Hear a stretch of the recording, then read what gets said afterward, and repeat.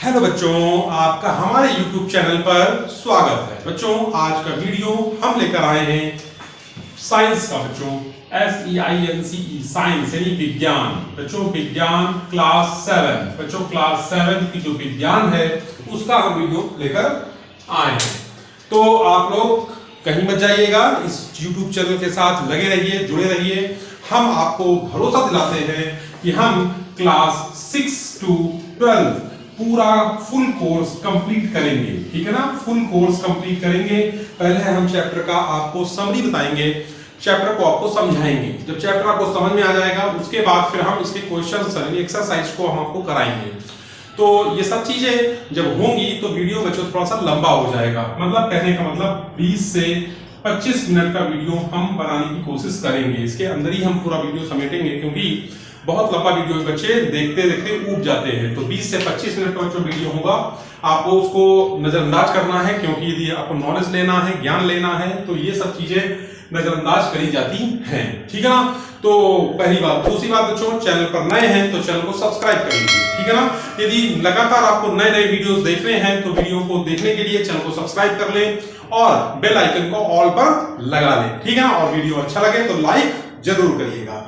ठीक है ना। तो चलिए, खैर किताब को हम पढ़ा रहे हैं आपको, शिक्षा का अधिकार, सब शिक्षा अभियान, सब पढ़ें सब बढ़ें, विज्ञान भारती 2-7। ठीक है ना। कक्षा 7 की किताब है विज्ञान भारती 2। इस किताब का हम चैप्टर आज पढ़ाएंगे आपको रेशों से वस्त्र तक। रेशों से वस्त्र तक इकाई 2 यानी पार्ट 2 है। ठीक है बच्चों, पार्ट 2 है आपका। और विज्ञान भारती भाग 2। ठीक है ना। और कक्षा 7। ठीक है ना बच्चों, विज्ञान भारती भाग 2 कक्षा 7। और चैप्टर का नाम है रेशों से वस्त्र तक। ठीक है ना, वस्त्र तक। बच्चों हमारी यात्रा कैसे पूरी हुई रेशों से वस्त्र तक, आज हम इस चैप्टर के द्वारा चीजों को समझ जाएंगे। ठीक है ना। चलिए, खैर हम आपको कुछ थोड़ा सा इसका बताते हैं कि आपको थोड़ा सा पुनरावलोकन कराते हैं। क्लास 6 में भी कुछ चीजें इसमें से आपको संबंधित समझाई गई होंगी। तो बच्चों रेशा क्या होता है, सबसे पहली बात ये आपकी देखिए। रेशा आप लोग देखिए जाड़े के दिनों में, ठीक है ना, जाड़े के दिनों में आप क्या पहनते हो बच्चों? जाड़ों के दिनों में आप क्या पहनते हो? स्वेटर। गर्मी में क्या करते हो? गर्मी में आप बच्चों क्या करते हो? गर्मी में आप खादी पहनते हो। खादी पहनते हो, या फिर क्या पहनते हो? कॉटन पहनते हो ना। तो कहने का मतलब है कि जब हमारा जो ह्यूमन बींग्स है यानी मानव प्राणी है, ठीक है ना, जब इसका उद्भव हुआ, जब इसने आग की खोज की, इसने भोजन को पकाकर खाने लगा, फिर इसने धीरे धीरे अपने आप में जो है अपने दिमाग और अपने बुद्धि का विकास करते करते इसने वस्त्र पर भी ध्यान दिया। ठीक है ना। यानी कि जब हम लोग पहले क्या करते थे, जानवरों की जो खाल होती है बच्चों उसको लपेट लिया करते थे। देखो भोले बाबा नहीं खाल लपेट लेते हैं जानवर यानी बाघ की, उस तरह से हम भी जानवरों की खाल लपेट लिया करते थे, पत्तों को लपेट लेते थे। आज भी बहुत सारी आदिवासी जनजातियां हैं जो पत्तों का इस्तेमाल करके अपने शरीर को ढकती हैं। ठीक है ना। लेकिन क्योंकि अभी तक वो इन सब चीजों से अभी भी अनजान है। ठीक है ना, वो आदिवासी लोग। लेकिन हम जो है चीजों को जान चुके हैं, तो हमने क्या किया, तरह तरह के कपड़ों का इस्तेमाल किया, तरह तरह के वस्त्रों का इस्तेमाल किया। लेकिन ये वस्त्र, ये कपड़े कैसे बनते हैं आपके घर तक, या फिर आप इनको कैसे इस्तेमाल करते हो, या फिर आप कैसे इनको पहनते हो, या फिर आप इनको मतलब मार्केट से खरीद के लाते हो तो ये कैसे तैयार हो जाते हैं, कैसे, सब कुछ बच्चों कक्षा 7 के बच्चों आप सबको मैं आज ये बताने वाला हूं। तो बच्चों वीडियो देखिए जरूर, और वीडियो को छोड़ के मत जाइएगा। ठीक है। चलिए, खैर तो हम लोग चलते हैं सीधे इस चैप्टर के अंदर। देखिए पिछली कक्षा में आपने पौधों से प्राप्त होने वाले रेशों के बारे में पढ़ा था। पिछली कक्षा पढ़ा था कक्षा 6 में, पढ़ा था आपने कक्षा 6 में। कक्षा 6 में बच्चों आपने पढ़ा था पौधों से प्राप्त होने वाले रेशे। पौधों से प्राप्त होने वाले रेशे पढ़े थे ना बच्चों। प्राप्त होने वाले रेशे किससे? पौधों से प्राप्त होने वाले रेशे पढ़े थे। वो रेशे क्या थे? ठीक है ना, जो रेशे प्राप्त किए थे, कपास हो गया है ना, कपास, और दूसरा जूट। ये आपने पौधों से प्राप्त होने वाले रेशों के बारे में पढ़ा था बच्चों। अब हम लोग इसी इकाई में हम जंतुओं से प्राप्त होने वाले रेशों के बारे में पढ़ेंगे। अभी आपने कक्षा 6 में पढ़ा था पौधों से प्राप्त होने वाले रेशे, जिसमें कपास था और जूट था। अब हम पढ़ेंगे जंतु यानी जानवरों से प्राप्त होने वाले रेशे, उनको पढ़ेंगे इस चैप्टर के अंदर। ठीक है ना।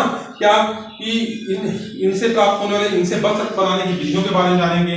जो वस्त्र हैं, वस्त्र बनाने की विधियां, वस्त्र बनाने की हम विधियां भी जानेंगे इसमें, ठीक है ना, वस्त्र बनाने की विधियां भी हम इसमें जानेंगे। तो चैप्टर इंटरेस्टिंग होने वाला है, ठीक है।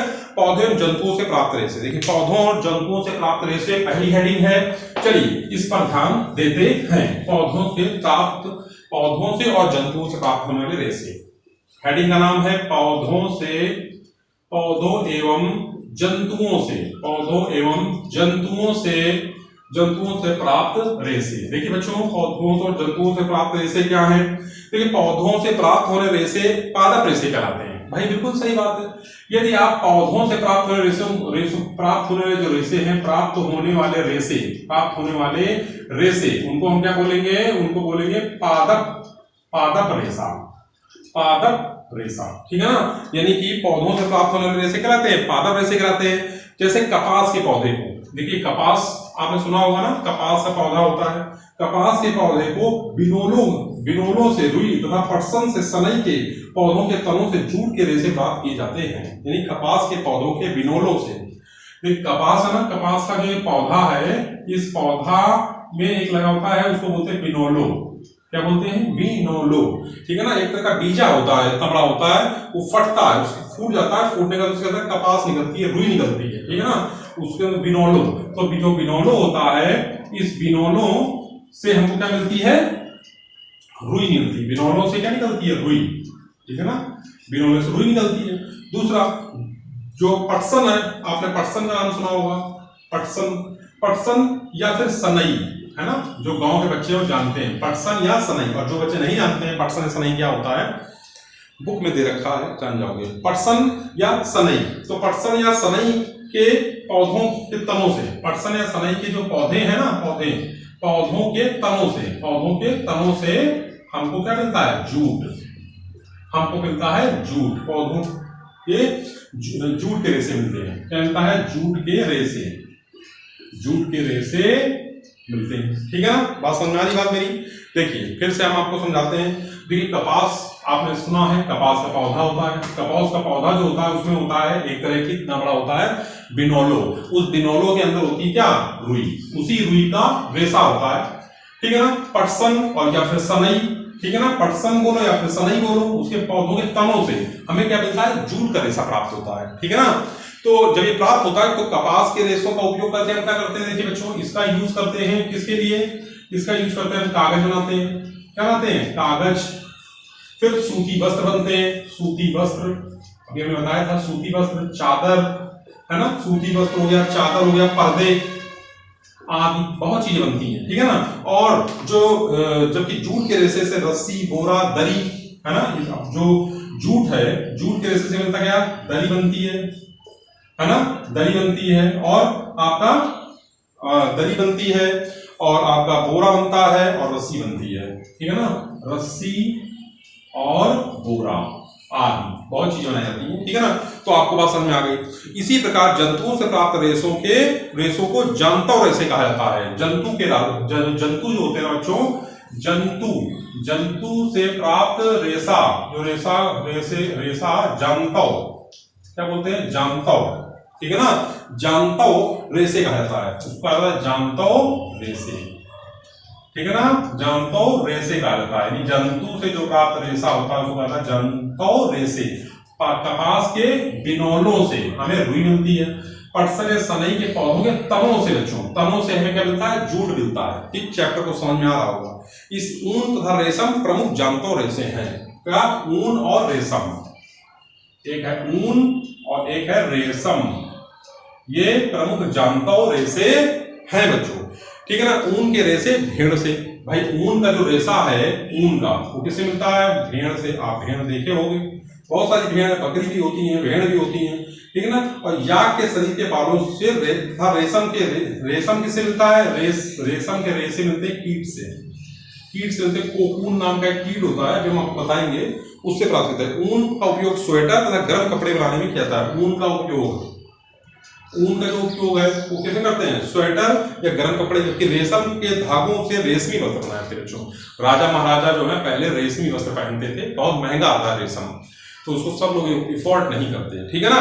तो इस तरह से आपका पौधों एवं जंतु से प्राप्त रेशे के बारे में हमने पढ़ा। पौधों और जंतु से प्राप्त रेशे के बारे में पढ़ा। सबसे पहले रेशे यानी पादप रेशे। कपास नंबर 1, कपास के पौधे के बिनोलों से हमको रुई मिलती है और इस रुई का इस्तेमाल करते हैं हम कागज बनाने में, सूती वस्त्र बनाने में और चादर और पर्दे बनाने में, ठीक है ना। पटसन या फिर सनई के पौधों के तनों से हमको जूट मिलता है, उस जूट के रेशे मिलते हैं, इससे दरी, रस्सी और बोरा बनाते हैं, दरी, रस्सी और बोरा बनाते हैं। दूसरे से जंतु के रेशे को बोलते हैं जांतव रेशे। जांतव रेशे में ऊन आता है और रेशम आता है। रेशम मिलता है, रेशम जो मिलता है रेशम वो कीट से मिलता है, उसको बोलते हैं कोकून। कोकून नाम का एक कीट होता है, उससे मिलता है। और ऊन मिलती है भेड़ से, ठीक है ना। और याक से मिलती है। ये कश्मीर में पहाड़ी इलाकों में बैल पाया जाता है, बहुत बड़ा बैल होता है। उस बैल को की जो खाल होती है सर्दियों में क्या होती है, बहुत सारी जो है रुई जम जाती है, उसको लोग निकाल लेते हैं और निकाल के उसका इस्तेमाल करते हैं, ठीक है ना।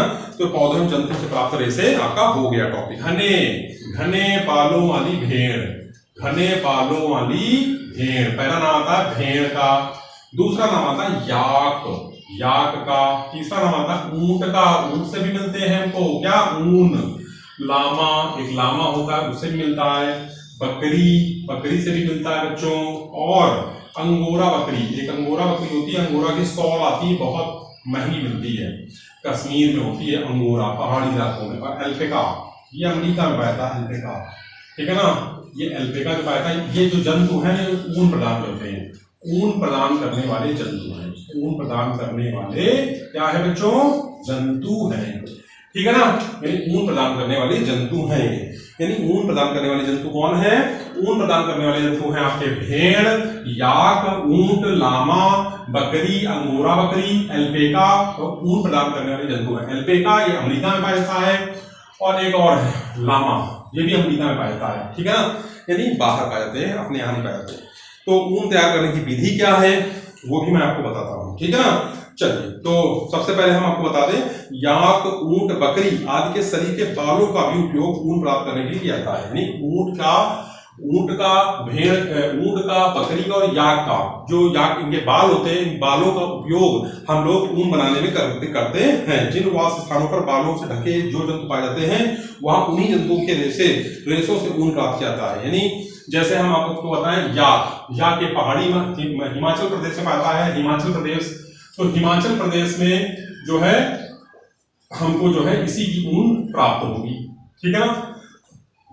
और ये लुधियाना, पंजाब, वहां भी हमारी जो है ये भेड़ पाई जाती है, बकरी पाई जाती है, ठीक है ना। तो यहाँ से ऊन तैयार करने की विधि क्या है आइए सीखते हैं। तो ऊन जो है हमको मिलती कहाँ से है, हमको मिलती है ऊन तैयार करने की विधि जंतुओं से, भेड़ से, बकरी की मिलती है ना। तो उसी की बात कर रहे हैं हम। ऊन तैयार करने की विधि क्या है, देखिए आपने महसूस किया होगा कि आपके सिर के में बाल है ना बच्चों, ये बाल, इन बालों में जो है ये रोए जो हैं, ये रोए, देखिए रोए है ना, ये रोए ऊपर वाला, इस हमारी जो स्किन है, स्किन के ऊपरी परत में क्या है, ये रोए हैं। और उसी तरह से हमारे सर के ऊपर क्या है, बाल है। तो नाउ से जब हमने बाल को कटवाते हैं तो आसानी से बाल कट जाते हैं, ठीक है ना, हमें दर्द होता है नहीं होता। उसी तरह से बच्चों जो हमारी भेड़ होती है, ठीक है ना, भेड़ या फिर बकरी, इनके ठंड में या फिर एक ठंड में ही ज्यादातर, गर्मी तो नहीं होता, ठंड में जो है इनके ऊपर एक बाल उगाते हैं। इनके ऊपर क्या होते हैं, इनके ऊपर बाल उगाते बाल। अभी जो बाल उगाए तो इन बालों को बच्चों क्या है कि ठंडियों में तो इनकी रक्षा करते हैं बाल, क्योंकि बाल जब इनके उगाते हैं तो ठंडी में इनको भाई स्वेटर तो कोई देता नहीं है, ना इनको कोई मफलर देता है, कान में मफलर बांध लो। तो इनको तो क्या करना होता है, इनको तो प्राकृतिक रूप से प्रकृति इनकी रक्षा करती है, ठीक है ना, प्रकृति इनकी रक्षा करती है, तो ये ठंड से इनको बचाती है। लेकिन गर्मियों में जो ये बाल होते हैं ना, इनको बहुत परेशान करते हैं। तो गर्मी में हम लोग क्या करते हैं, गर्मी में इनको हम काट लेते हैं। हम क्या करते हैं, काट लेते हैं बच्चों। जब आपको भी गर्मी लगती है तो आपके बाल बड़े हो जाते हैं काफी, तो सर में आपको गर्मी लगती है ना, तो क्या करते हो, आप बाल अपने काट लेते हो, नौवे से कटवा देते हो, ठीक है ना। उसी तरह से हम इनके बाल काट लेते हैं, ठीक है ना। और बाल काटने के बाद जैसे हम दाढ़ी के रूखे बाल, ठीक है ना, त्वचा पर स्थित तंतु रूपी मुलायम बाल, इन्हीं बालों का उपयोग ऊन बनाने में किया जाता है। सिंपल सी बात, ठीक है। अब बता, भेड़ पालन और प्रजनन। भेड़ को पालने में सरकार भी मदद करती है। भेड़ पालन एवं प्रजनन। ठीक है ना, प्रजनन माने होता है ज्यादा से ज्यादा भेड़ों के बच्चे पैदा करना, क्योंकि ज्यादा से ज्यादा भेड़ों के बच्चे पैदा होंगे। जैसे मुर्गी पालन होता है, मछली पालन होता है, वैसे ही भेड़ पालन भी होता है, बकरी पालन भी होता है। तो देखिए हमारे देश के अनेक भागों में भेड़ों के को ऊन उत्पादन के लिए पाला जाता है। ठीक है ना, सामान्यतः जम्मू कश्मीर, देखिए हमारे जो राज्य हैं, पहला राज्य है जम्मू कश्मीर, जम्मू और कश्मीर। ठीक है ना, जम्मू और कश्मीर हो गया। दूसरा क्या हो गया बच्चों, हिमाचल प्रदेश, हिमाचल प्रदेश हो गया। ठीक है ना, यहाँ भी भेड़ पाली जाती है और बकरी पाली जाती है। उत्तराखंड हो गया। ठीक है ना, उत्तराखंड में पाली जाती है ना। फिर उसके बाद सिक्किम, सिक्किम में भी पालते हैं क्या, भेड़। और पहाड़ी क्षेत्रों में हमने बताया था आपको शुरू में ही, पहाड़ी क्षेत्रों में भेड़ बकरी पाई जाती है। फिर अथवा हरियाणा में भी पाई जाती है। ठीक है ना, क्या, भेड़ बकरी। ठीक है ना, पंजाब में पालते हैं, पंजाब में। ठीक है ना, राजस्थान, कहाँ पालते हैं, राजस्थान में पालते हैं। और गुजरात में, ठीक है ना, गुजरात में भी हम पालते हैं क्या, मैदानी भागों में गड़रिये भेड़ों के झुंड को पाले जाते हैं। भेड़ शाकाहारी होती है और वे घास और पत्ते खाना पसंद करती है। गड़रिये उन्हें हरे चारे के अतिरिक्त दाल, मक्का, ज्वार, खाली आदि खिलाते हैं। दरअसल भेड़ों के रेशों को गुणवत्ता, यानी जब हम देखो अच्छा खाना खाएंगे तो हमारा शरीर अच्छा बनेगा, उस तरह से भेड़ों को भी अच्छा खाना खिलाना पड़ता है, जिससे उनके बाल हमको ज्यादा से ज्यादा और अच्छे बाल प्राप्त हों। भेड़ की कुछ नस्लों के शरीर पर घने बाल होते हैं, जिनमें बड़ी मात्रा में अच्छी गुणवत्ता वाली ऊन प्राप्त होती है। ऐसी भेड़ों का उपयोग अच्छी नस्ल की भेड़ों को जन्म देने के लिए भी किया जाता है। देखिए, जब अच्छी नस्ल का मतलब हुआ बच्चों कि जो तंदुरुस्त भेड़ है, यानी कि जिसके रोए ज्यादा होते हैं, जिसके बाल ज्यादा होते हैं, उस नस्ल की भेड़ का प्रजनन भी किया जाता है। ठीक है ना, और अच्छी नस्ल की भेड़ों को जन्म देने के लिए जनक के रूप में उनके चयन की प्रक्रिया को वर्णात्मक प्रजनन कहते हैं। ठीक है ना, तो इस तरह से आपने सीखा। ठीक, अब गुणवत्तापूर्ण ऊन प्रदान करने वाली भेड़ों की कुछ भारतीय नस्लों की जानकारी नीचे दी गई तालिका में देखिए। जैसे एक होती भाखरवाल नस्ल का नाम है, देखिए भाखरवाल। जो भाखरवाल है ना बच्चों, भाखरवाल ये जम्मू और कश्मीर में पाई जाती है। ठीक है ना, ये भेड़ या बकरी भाखरवाल जम्मू कश्मीर में पाई जाती है। 19 सालों के लिए इसको मतलब भाखरवाल का इस्तेमाल करते हैं। इसका 19 सालों के रूप में, 19 सालों के लिए हम इस भेड़ का, यानी जम्मू कश्मीर में जो भाखरवाल नाम की भेड़ है, इसको पालन करते हैं। रामपुर, बुसायरा उत्तर प्रदेश और हिमाचल प्रदेश भूरे ऊन वाले कंबल के लिए। हिमाचल प्रदेश में किसके लिए, रामपुर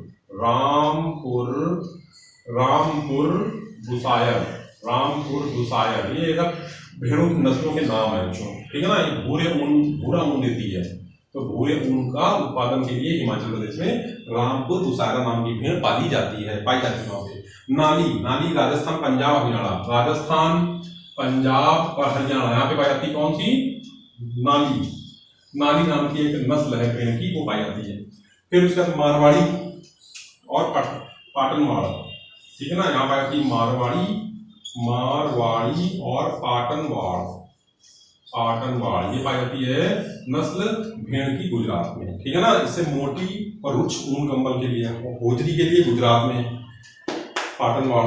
ठीक है ना, और लोही राजस्थान, पंजाब में लोही भी पाई जाती है। पंजाब में लोही नाम की नस्ल की भेड़ पाई जाती है। ठीक है ना, तो इस तरह से आपको समझ में ध्यान रखना है, बस केवल आपके एग्जाम में नहीं आने वाला। भेड़ों के बालों की कटाई कैसे करते हैं, देखिए भेड़ों के बालों की कटाई के लिए हम आपको बता दें।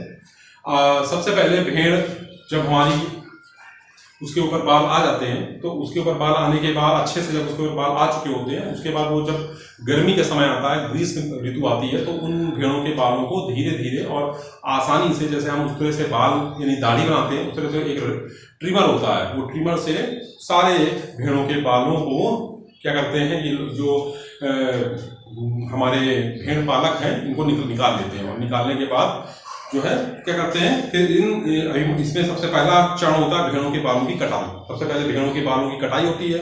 नंबर दूसरा चरण होता है अभिमार्जन माने होता है जैसे भेड़ के बालों में क्या चिकनाई और धूल लगी होती है, उसको साफ करते हैं, ठीक है, धोते हैं। फिर छटाई होती है, छटाई का मतलब हो गया अच्छी जो ऊन होती है उसको अलग करते हैं, और जो ऊन थोड़ी सी हमारी कमजोर है या फिर सेकंड टाइप की है और जो फर्स्ट टाइप की उसको अलग करते हैं, सेकंड टाइप अलग कर लेते हैं। फिर कताई के लिए जाती है अभिमार्जन का, कताई के लिए छोटे छोटे कोमल उसके रेसे बनाए जाते हैं कताई के लिए। और फिर उसमें रंगाई होती है, जैसे हम कहते हैं ना हमने लाल स्वेटर पहन रखा, तुमने पीला स्वेटर पहन रखा, तुमने हरा स्वेटर पहन रखा, फिर उसमें रंगाई होती है। रंगाई अप्राकृतिक रूप से होती है, मतलब इसमें जो कलर होते हैं वो नेचुरल नहीं होते, अननेचुरल कलर होते हैं। उनको रंग बिरंगे ऊनी रेसे अक्सर आपस में ऊनी धागा बनाते हैं, फिर ऊनी धागा बना लेते हैं। और ऊनी धागा बनाने के बाद क्या करते हैं हम लोग, उससे फिर अपना क्या करते हैं, ऊन के गोले बन गए और उनके गोलों से आप जो है घरों में मम्मी लोग क्या करती हैं, स्वेटर बना देती हैं। अब तो मशीनें आ गई हैं, मशीनों जो मम्मी घर में काम करती है तो वहीं घर काम मशीनें कर रही हैं, ठीक है ना। कीड़े से, ठीक, ये देखिए कीड़ा है, इस कीड़े से हमको रेशम मिलता है, ठीक है ना। और एक नर होती है, एक मादा होती है, उनका क्या करते हैं, नर और मादा का हम लोग प्रजनन कराते हैं, ठीक है ना। उस प्रजनन से, और ये प्रजनन जो होता है सहतूत की पत्ती पर होता है, ठीक है ना। सहतूत की पत्ती पे हमको जो है कोकून मिलता है, और उस कोकून में एक कीट होता है, वही कीट जो है ये रेशम का जो धागा अपने मुंह से बनाता है, ठीक है ना। उस कोकून को हम पानी में उबाल लेते हैं, उबालने के बाद भाई वो तो मरता ही मरता है, लेकिन उसके अंदर इतना जो है ऊन वो अपने मुंह से निकाल के इकट्ठा करता है, ठीक है। उसी का इस्तेमाल हम रेशम के रूप में करते हैं, इसीलिए रेशम महंगा है, ठीक है ना। तो रेशम कीट सहतूत, अरंडी, ओक इत्यादि के पेड़ों पर पाए जाते हैं। मादा रेशम कीट सैकड़ों की संख्या में अंडे देती है, जो सहतूत की पत्तियों की निचली सतह पर चिपके होते हैं। इन अंडों से सफेद रंग के लार्वा निकलते हैं, जिन्हें कैटरपिलर कहते हैं। यह इल्ली या लार्वा कहा जाता है। ये पेड़ की कोमल पत्तियों को खाते हैं और 4-6 हफ्तों की में वृद्धि करके जीवन चक्र की अगली अवस्था में प्रवेश करते हैं। रेशम कीट के लार्वा में एक विशेष ग्रंथि होती है जिसे रेशम ग्रंथि कहते हैं। इस ग्रंथि में अत्यंत महीन लसदार पदार्थ स्रावित होता रहता है, जो प्रोटीन युक्त होता है। लार्वा अंग्रेजों की संख्या 8 के आकार की, जैसे 8 होता है ना बच्चों, इसके आकार के लार्वा होते हैं, ठीक है ना। इसमें गति करते चलते हैं, बीच में लार्वा प्यूपा में रूपांतरित होता है। रेशम के कीट रेशम के रेशों से लिपटे हुए प्रत्येक प्यूपा एक सफेद गोलाकार संरचना में बंद होते हैं। इन प्यूपा युक्त गोलाकार रचनाओं को कोया या कोकून कहते हैं, ठीक है ना। जो प्यूपा होता है उसी को कोकून भी कहते हैं। ये कोकून रेशों को काटते हुए बाहर निकल आते हैं और अपना नया जीवन चक्र प्रारंभ करते हैं। इस तरह से आपको मिलती है रेशम, ठीक। तो रेशम की कीट का पालन, रेशम कीट का भी पालन होता है। देखिए रेशम कीट का जो पालन है उसको हम सेरीकल्चर बोलते हैं, एग्जाम में बहुत हो जाता है रेशम कीट पालन। तो रेशम कीट पालन इसको हम क्या बोलते हैं, सेरीकल्चर। ये एग्जाम में पूछा था है, आप याद रखिए, और बड़ी क्लासों में भी पूछा था है सेरीकल्चर, ठीक। तो इस तरह से हमको मिलती है रेशम कीट। अब कहाँ से ज्यादातर असम और झारखंड, असम और झारखंड में ज्यादातर हमको रेशम मिलता है इन राज्यों से। असम तथा झारखंड में कई स्थानों का प्रमुख व्यवसाय रेशम कीट पालन ही है। वे पेड़ों पर रेशम कीट को पालते हैं। नर कीट की तुलना में मादा कीट आकार में बड़ी होती है, ठीक है ना। कोकून से रेशम कैसे प्राप्त करते हैं, उसको पूर्ण कोकून बन जाने पर उन्हें इकट्ठा किया जाता है, ठीक है ना। इतने वो कीड़े होते हैं उनको इकट्ठा कर लेते हैं, फिर 10 से 15 मिनट उनको उबलते पानी में डाल देते हैं 10 से 15 मिनट के लिए। इससे कोकून के चारों लिपटे रेशों के बीच का चिपचिपा पदार्थ धुल जाता है, रेशम के रेशे पृथक हो जाते हैं। इस प्रकार प्राप्त रेशम अधिक लंबे उच्च कोटि के होते हैं। ध्यान दें यह बात, यदि प्यूपा से वयस्क कीट बन जाता है तो वह कोकून के रेशों को काटते हुए बाहर निकल जाता है। ऐसे कोकून से प्राप्त रेशम की गुणवत्ता निम्नतम स्तर की होती है। रेशम के रूप में उपयोग के लिए कोकून में से रेशों निकालने की प्रक्रिया रेशम की रीलिंग कहा जाता है। इस प्रक्रिया में 4 से 8 कोकून के रेशों से मिलकर रेशम का धागा बनाया जाता है, ठीक है ना। और रेशम कहाँ किन किन पौधों में पाया जाता है, आपका सहतूत के पत्ते और अरंडी के पत्ते, ठीक है ना, इनमें पाए जाते हैं। इस तरह से आपका चैप्टर का ये हुआ। अब आगे दैनिक जीवन में जंतु रेशों की उपयोगिता एवं महत्व। देखिए ऊन की उपयोगिता क्या है भैया, स्वेटर, शॉल, कंबल, लोई, टोपी, जैकेट आदि बनाने में किया थी इसको। रेशम की उपयोगिता क्या है, हल्के, मुलायम, चमकदार, लचीले और मजबूत और टिकाऊ होते हैं। रेशमी वस्त्र पहनने में आरामदायक होते हैं, है ना। इनसे बने वस्त्रों का उपयोग किसी मौसम में किया जा सकता है। जो रेशम के बने कपड़े होते हैं वो बहुत ही आरामदायक होते हैं बच्चों। तो इस तरह से आपका ये चैप्टर कंप्लीट हो गया।